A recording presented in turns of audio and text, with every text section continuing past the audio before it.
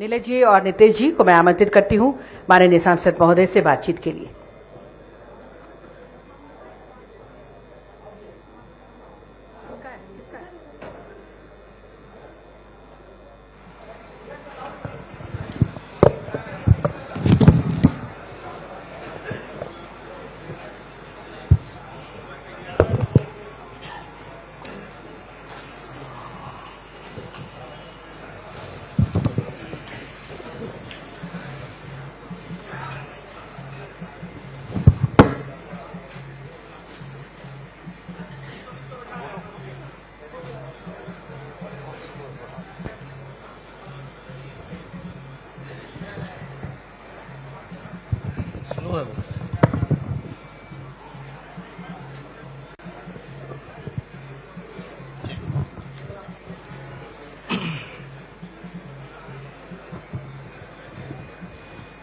नमस्कार। नक्षत्र न्यूज के खास कार्यक्रम कोयलांचल कॉन्क्लेव में मैं नीलेश सिंह अपने सहयोगी नितेश मिश्रा के साथ आप सबों का स्वागत करते हैं और साथ ही साथ हमारे साथ ये खुशी की बात है कि धनबाद के सांसद महोदय श्री ढुल्लू महतो जी हमारे साथ यहाँ पे मौजूद हैं और आज इस कार्यक्रम में आकर कार्यक्रम की इन्होंने गरिमा बढ़ाई है।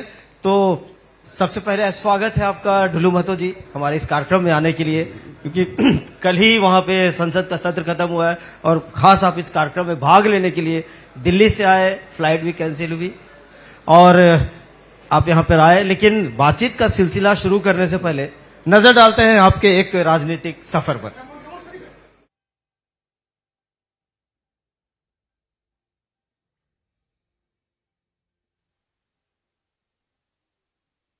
में नहीं मिली, लेकिन आज तक किसी भी चुनाव में हारे नहीं।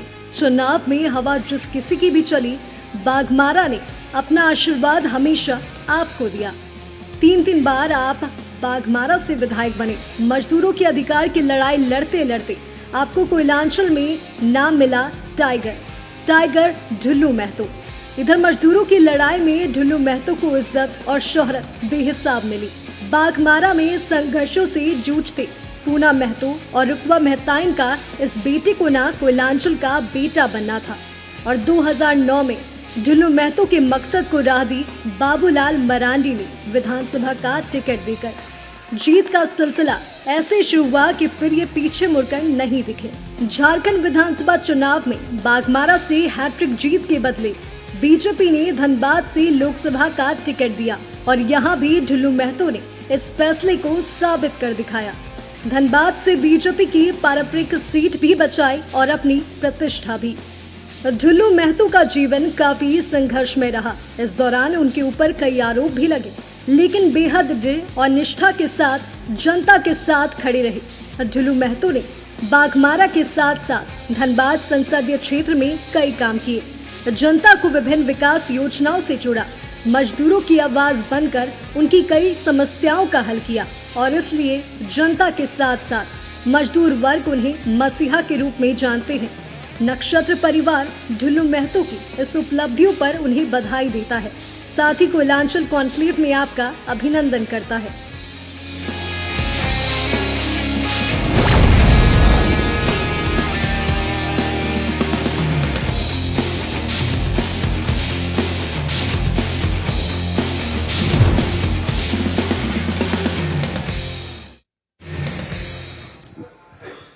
तो ये था राजनीतिक सफर ढुल्लू महतो जी का, जो कि धनबाद से सांसद हैं और एक सांसद के रूप में हमारे साथ हैं। ढुल्लू जी बहुत बहुत स्वागत है आपका। ये बहुत छोटा सा एक वृत्त चित्र था, छोटी सी डॉक्यूमेंट्री थी।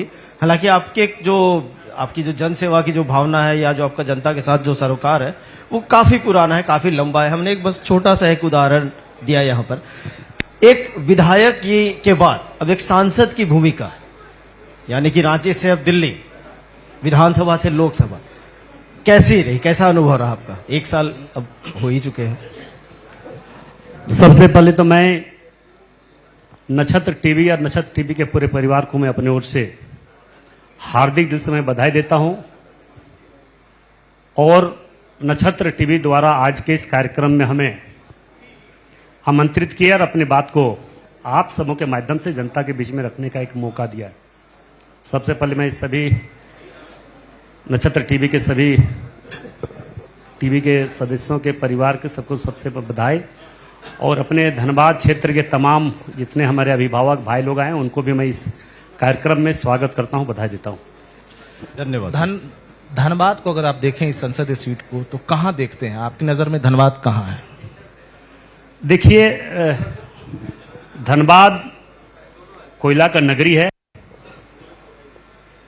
और धनबाद को विकास के क्षेत्र में बहुत आगे जाना चाहिए,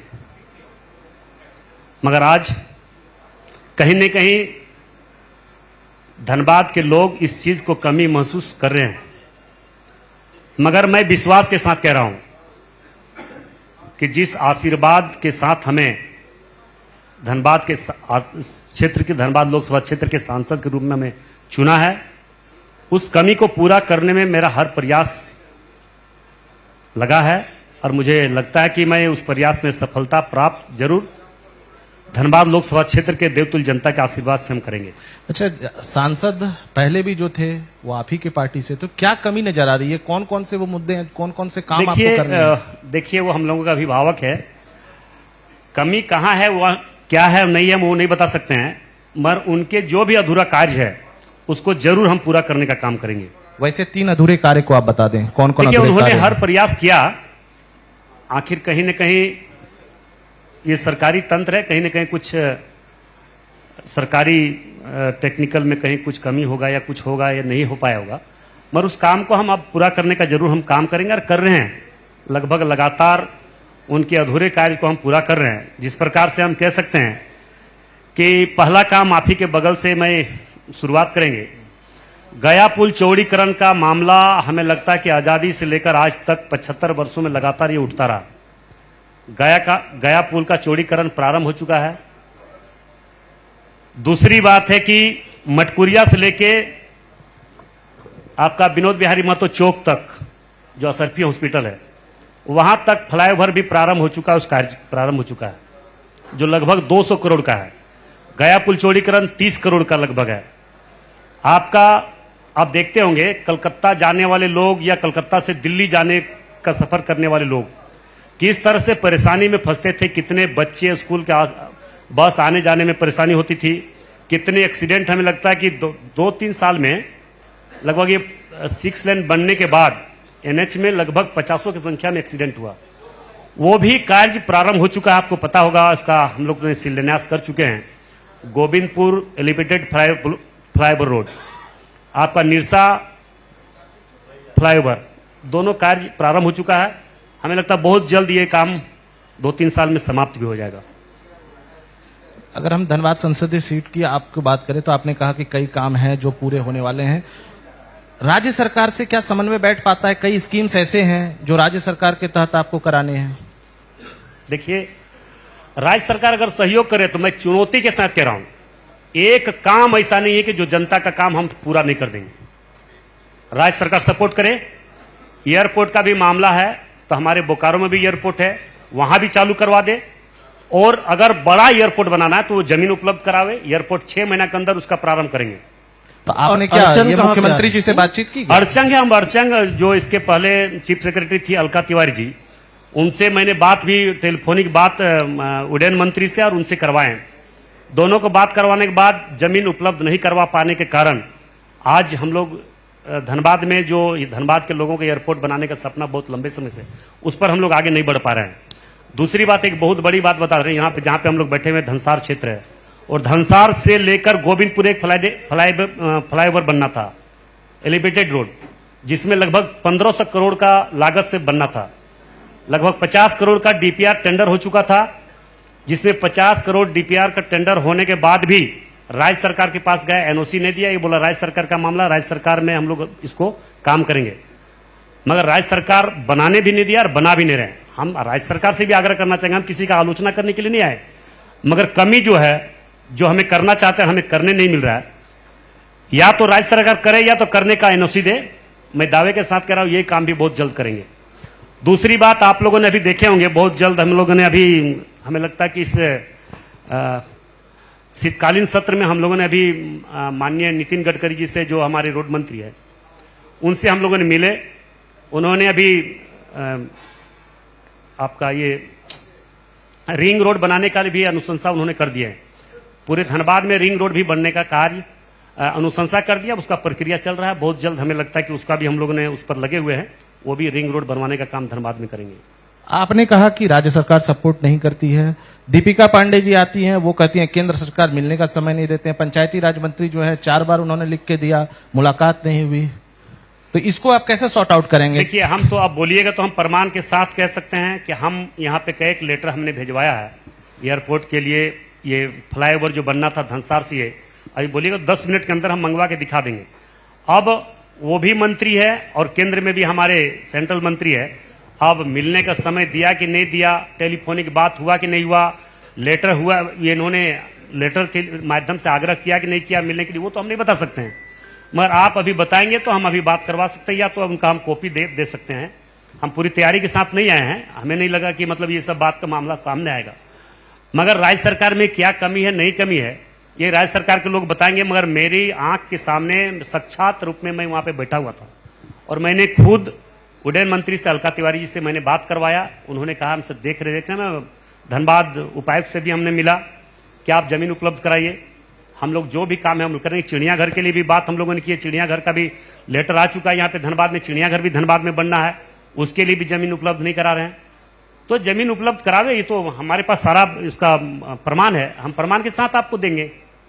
हम तो कोई असत्य के आधार पर नहीं बोल रहे हैं, सत्य के आधार पर बोल रहे हैं। तो ढुल्लू जी, ये आरोप और प्रत्यारोप जो चलता है, जैसे आप बता रहे हैं कि हमने सारी चीजें की हैं, उधर दीपिका जी अभी थोड़ी देर पहले यहाँ पे आई थी, उन्होंने इस कार्यक्रम में ही कहा कि सहयोग नहीं मिल पा रहा। अभी नितेश जी ने जो पूछा कि आखिर समस्या का समाधान कैसे हो, ये जो केंद्र और राज्य के बीच में की जो खाई है वो कैसे पटेगी? अच्छा, एक बात बताइए, पूरे भारतवर्ष में हमारे देश के यशस्वी प्रधानमंत्री नरेंद्र मोदी जी प्रधानमंत्री बनने के बाद जो आजादी से लेकर 75 वर्ष तक आज तक जो नहीं हुआ, जो सपना में भी लोगों ने नहीं सोचा था, वो कार्य धरातल पर उतर रहा है। तो राज्य में, झारखंड प्रदेश में अगर इस तरह का है तो हमसे चले, हम मिलवाने का काम करेंगे। हम एक माध्यम है, हम केंद्र सरकार और राज्य सरकार के बीच में हम एक सांसद के रूप में हैं। हमसे बात करें, हम मिलवाएंगे जरूर, मिलने का समय क्यों नहीं देंगे। देखिए, आरोप लगाना किसी को भी आसान है, मगर प्रमाण करना बहुत कठिन है। और हमें लगता है कि प्रमाण नहीं कर सकता। केंद्र सरकार का इच्छा शक्ति बहुत अनंत है, उसका इच्छा शक्ति पूरा विश्व जानता है, और राज्य सरकार का भी इच्छा शक्ति जान रहे हैं। अब कौन क्या है नहीं है, जनता के सामने है। इसलिए इस बात को कहना नहीं कहना, छुपाना नहीं छुपाना, हमसे मिलता नहीं मिलता, ये इस पर हम टिप्पणी नहीं करेंगे।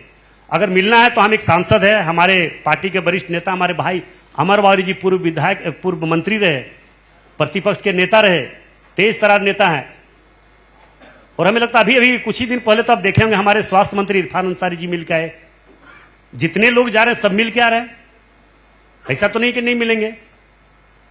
बोले कब मिलना, हम मिलवाएंगे, हमको समय दें।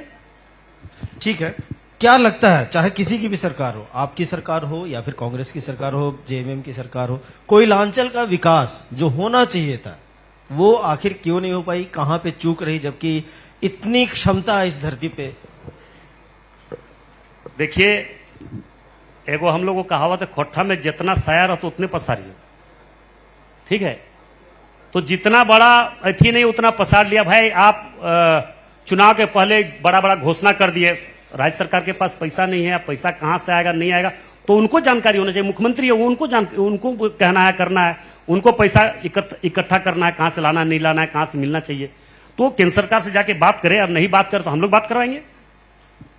ढुल्लू महतो जी से बड़ी उम्मीद थी नरेंद्र मोदी जी को, अमित शाह जी को, कि विधानसभा चुनाव होगा तो कुछ असर दिखेगा। वो असर क्यों नहीं दिखा? अब देखिए, चुनाव एक प्रक्रिया है, लोकतांत्रिक प्रक्रिया है, जनता जनादेश देती है। अब किस कारण से हम लोगों का चूक हुआ, उस चूक को हम लोग पूरा करने का प्रयास करेंगे। उस चूक में जो कमी हुआ है उसको हम लोग भरपाई करने का प्रयास करेंगे। मगर ये सच्चाई है कि आज कहीं न कहीं लोग इस चीज को महसूस कर रहे हैं कि हम लोगों के द्वारा गलत हुआ कि सही हुआ, इसका निर्णय तो अब जनता जनार्दन ही दे सकते हैं। तो वो तो घाटशिला भी उन्होंने फिर ले लिया, 6-8 महीने बाद चुनाव हुआ, उन्होंने ले लिया कि नहीं फिर हेमंत जी ही ठीक है। देखिए, घाटशिला एक सीट से कोई चुनाव का निर्णय नहीं होता है कि हेमंत जी ठीक है कि कौन ठीक है, नहीं है। एक सीट से इसका निर्णय नहीं होता है, मगर आने वाला समय में बोले तो कि जो भी अगर कमी हम लोगों को कहीं ना कहीं हुआ होगा तभी हम लोग को चूक हुआ है, मगर उस कमी को पूरा करने का हम लोग काम जरूर करेंगे। और जो भी योजना, देखिए क्या है ना कि गरीब, शोषित, पीड़ित, गरीब, आदिवासी क्षेत्र है लोग, कहीं ना कहीं हम लोगों का चूक हुआ, उस चूक को हम लोग पूरा कैसे करेंगे। और जो भी योजना भी पूरे राज्य में चल रहा है, लगभग 90% केंद्र सरकार का योजना चल रहा है। हम तो चाहते हैं कि झारखंड भी विकास के क्षेत्र में आगे बढ़े।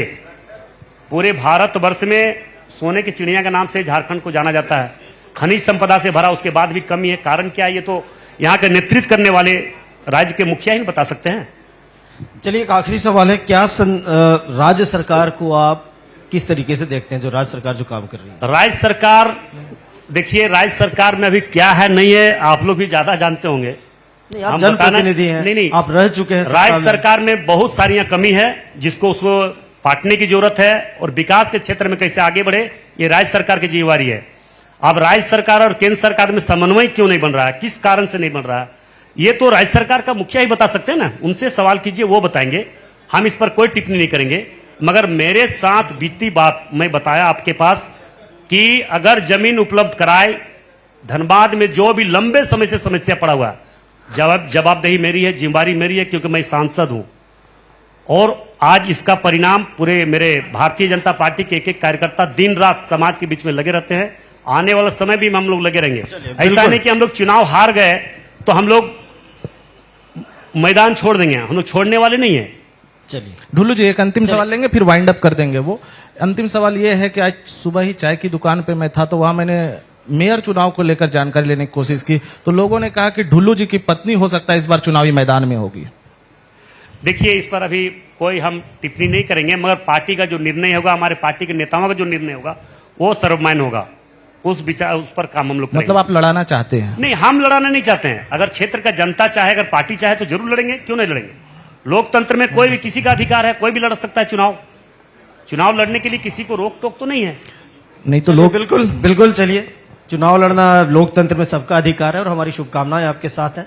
आप यहाँ पे आए हमारे साथ अपनी और एक नक्षत्र टीवी को हम सबसे पहले तो धन्यवाद देंगे कि एक सरकारी तंत्र को दुरुपयोग करके गुंडे, धनबाद के गुंडे बहुत परेशान लोगों को करता था, उसको नस्तनाबूद करने का अहम भूमिका नक्षत्र टीवी में निभाया। इसके लिए मैं फिर से अपने ओर से धन्यवाद। चलिए बहुत बहुत धन्यवाद। और हमारा ये प्रयास रहता है कि जहां भी जो कुछ गलत हो उसे हम जरूर दिखाएं। बहुत बहुत धन्यवाद आपका।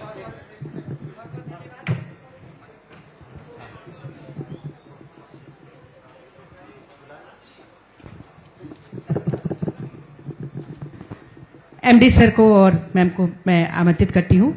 श्री ढुल्लू महतो जी, माननीय सांसद महोदय का हम स्वागत अभिनंदन करेंगे। श्रीमती मेधा ओझा मैम और श्री राकेश ओझा सर, प्लीज।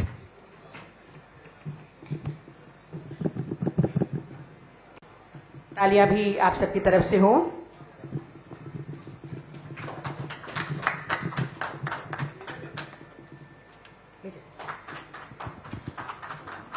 अंगवस्त्र और स्मृति चिन्ह के साथ ये सम्मान। बहुत बहुत धन्यवाद आपकी उपस्थिति के लिए, बहुत बहुत धन्यवाद। और आपके महत्वपूर्ण विचार आपने साझा किया है, आपका हम बहुत